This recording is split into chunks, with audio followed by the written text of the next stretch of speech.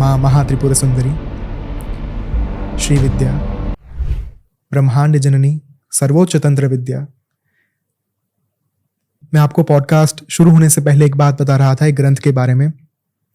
10 महाविद्या तंत्र महाशास्त्र, written by तंत्राचार्य पंडित राजेश दीक्षित महाराज।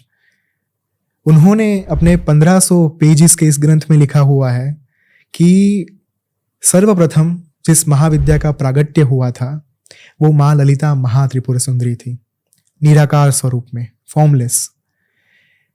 अब प्रागट्य के पश्चात माँ ने जब देखा कि ब्रह्मांड का अवतरण नहीं हुआ, काल चक्र शुरू नहीं हुआ, समय और मृत्यु का कॉन्सेप्ट था ही नहीं, उस समय पर ब्रह्मांड को स्थापित करने के लिए, जीव चक्र को आरंभ करने के लिए उन्होंने 2 महाविद्याओं का प्रागट्य किया, जो थी काली और तारा।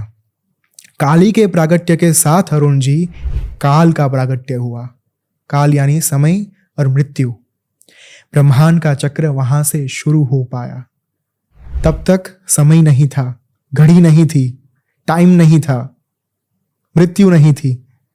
अगर समय नहीं है, समय का कॉन्सेप्ट ही व्याप्त नहीं है, तो मृत्यु कैसे आ सकती है?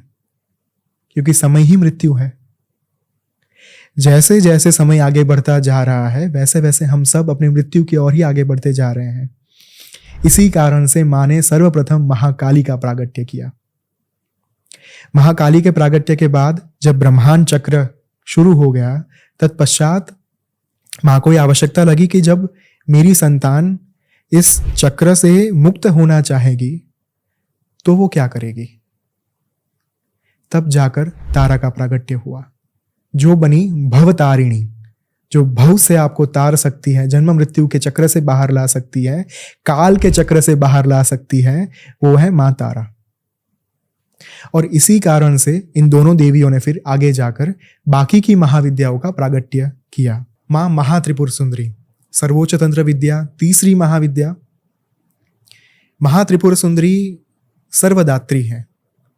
वही आपके जीवन में, मनुष्य के जीवन में सारे भोग, ऐश्वर्य, संपत्ति, सुख, विलास, भोग, संपदा सब कुछ देने के लिए सक्षम है।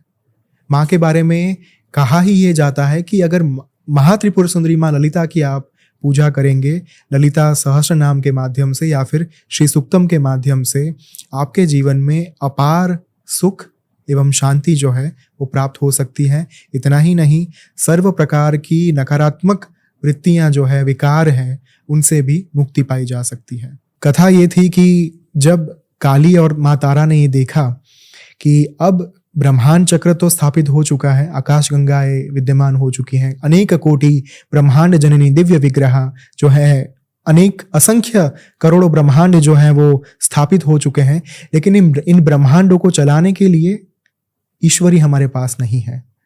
तब जाकर चौथी महाविद्या का प्रागट्य हुआ, जो थी देवी